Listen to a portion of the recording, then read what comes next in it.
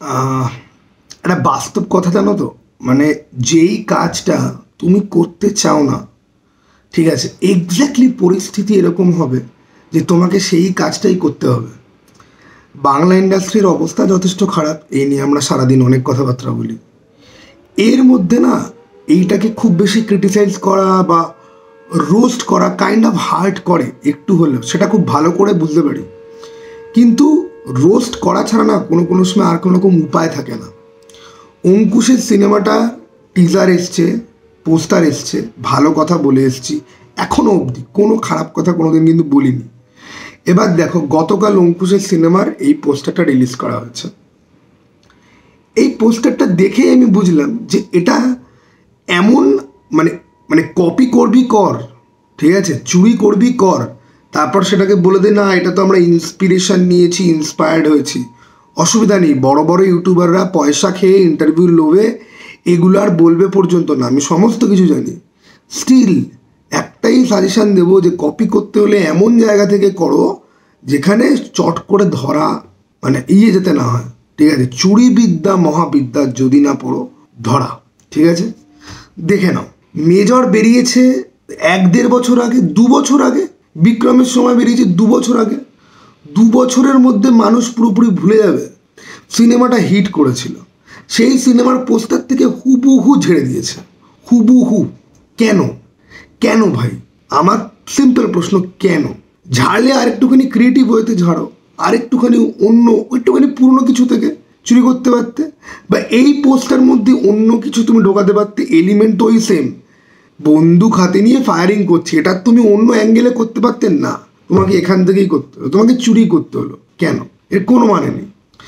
এবারে আসি বহুরূপী, শিবপ্রসাদ উইন্ডোজের আগামী কাজ, ঠিক আছে। এটা তো দেখে মনে হচ্ছে যে বিগ বসের চোখ থেকে মোটামুটি একটুখানি এডিট ফেডিট করে জাস্ট চালিয়ে দেওয়া হয়েছে বহুরূপী। ওকে, মানে জাস্ট কিছু বলার নেই, ঠিক আছে, কিচ্ছু বলার নেই। এবারে আসে হচ্ছে কি খাদানের আজকে কিছুক্ষণ আগে এই পোস্টারটা ড্রপ করা হয়েছে।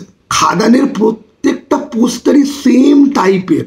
দেবের প্রথম যে পোস্টারটা এসেছিল সেম, যিশুর প্রথম যে পোস্টারটা ওই একই অ্যাঙ্গেলের, তৃতীয় যে পোস্টারটা একটা পেছনে মতো দাঁড়িয়ে আছে, একটা গাড়ি দাঁড়িয়ে আছে, সামনে দেব, সেটাও হাতে অ্যাক্স ছিল, ঠিক আছে, ব্যাটেল অ্যাক্স রয়েছে, লোকজন পড়ে রয়েছে।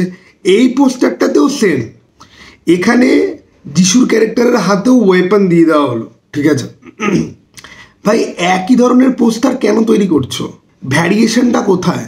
প্রত্যেকটা পোস্টারেই দেব হাতে কুরুল নিয়ে দাঁড়িয়ে আছে, ওই ব্যাকগ্রাউন্ডে একটা গোল ইয়েলো কালারের একটা চাঁদ মতো আর লোকজন পড়ে রয়েছে। সব কটা পোস্টার এরকম সেমই ধাঁচের কেন? এটা তো খালি মনে হচ্ছে জাস্ট খালি ক্যামেরা ঘুরিয়ে ঘুরিয়ে ওপরের একটা অ্যাঙ্গেল, একটা এই অ্যাঙ্গেল, একটা ওই অ্যাঙ্গেলে নেওয়া হয়েছে। কিন্তু তাও আমি বলবো যে খাদানের পোস্টার বাকিগুলোর থেকে far far far far better, ঠিক আছে। খাদানের পোস্টার এগুলোর থেকে অ্যাটলিস্ট অনেকটাই বেটার। এবং শেষে আছে হচ্ছে কি বুমেরাঙের পোস্টার। ও বুমেরাঙের তো কোনো পোস্টার বাড়ি হয়নি।